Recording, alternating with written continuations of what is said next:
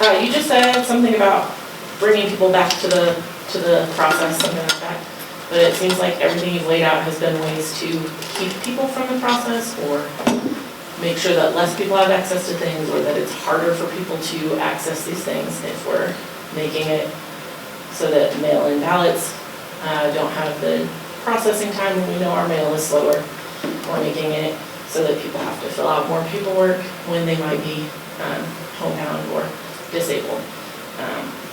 So things like that, to me, look more like we are eliminating people from the process or trying to keep people from that process. So what are you doing that you would say is bringing people back to the process? Well, I appreciate the question. I'm not sure that I said anything about making disabled people fill out more paperwork to vote, but what I will address your concern about the mail-in ballots having less time to get into the clerk. Especially as a veteran, yeah. so for... Well, that's wrong, because veterans and overseas voters, per a law called UACAVA, they get 45 days. They get their ballot 45 days for the election. And the 3-day grace period did not apply to them. They did not get the 3-day grace period before I repealed the law. So they were never affected by this law either way, when it was in effect or when it wasn't. But I just want to, people see these things on video and they just run with them. So I want to make sure that we're completely accurate. So on the 3-day grace period, I tried to repeal this thing for 3 years. And when I started, it was mostly about people having concerns that the vote totals keep changing after the election. It was a voter confidence issue to me. And for 2 years, I tried to do that. And for 2 years, it got vetoed by the governor and we weren't able to override. And the last time I did it, I even added days on the front end for voting to give people more time, and the Democrats still voted against it. Didn't vote to override the governor's veto. So I'd given up. Last year, I'd given up. I'm like, we're not getting this done. Well, I'm going to move on. But then, even before I was running for Secretary of State, I went around to clerks, and I talked to clerks about how they run elections and the concerns they have and the issues. And I didn't even ask about it. I'm talking to the clerk in Wabunsee County, Abby Amick, and she said, are you going to do something about the 3-day grace period? And I'm like, well, I told her what I just told you. I've been trying for 2 years. And then I asked her, why? Why are you concerned about it? And she said, well, because a bunch of the ballots that come in, I can't even count. I'm like, what? She said, yeah.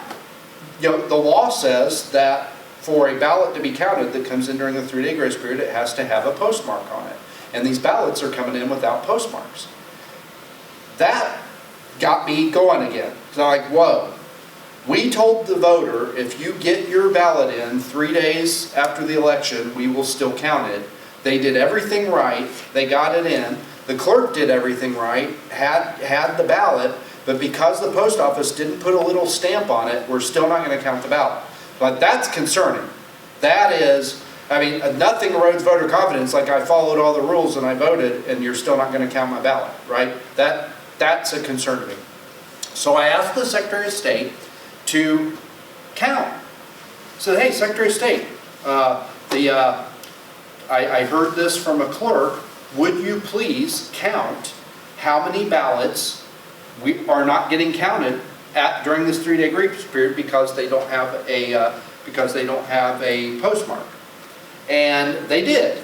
And during the 2024 primary, about 3,000 ballots came in during the 3-day grace period, which was about 6% of all the ballots that people voted by mail, right? 6% of them came in during that 3-day grace period. 1,000 of them could not be counted because they didn't have a postmark. That's 2% of all mail-in ballots were showing up during the 3-day grace period and still couldn't be counted because they didn't have a postmark. I can't fix the post office, and neither could the other 32 states that had already made election night and stopped taking ballots after election night. So the solution that they came up with is the solution that we've come up with, which is on election day, 7 p.m., we stop accepting mail-in ballots, because you don't need a postmark if you stop taking ballots on election day, because unless somebody mailed it back by time machine, It clearly was voted before election night. And so I understand people's concern, and I'm actually, I'm working with Sandy Pickard, who is a representative from Wichita. She's going to bring a bill this year to try to do what I tried to do last year, which is add days on the front end to compensate for those 3 days. But I believe Kansas voters are smart. If you tell them what the rules are, they will follow the rules. And I have evidence for that. Before we had a 3-day grace period, because the 3-day grace period only started in 2017.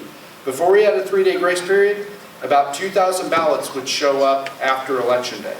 Now that we have a 3-day grace period, 2,000 ballots show up after the 3-day grace period. So if you give people more time, people take more time. I think that now that we've told them, like, hey, and we gave them a whole year. So this year we still had a 3-day grace period so that clerks could educate voters for next year. I think that, you tell people, hey, you have to have your ballot in on election night, they'll mail it in early.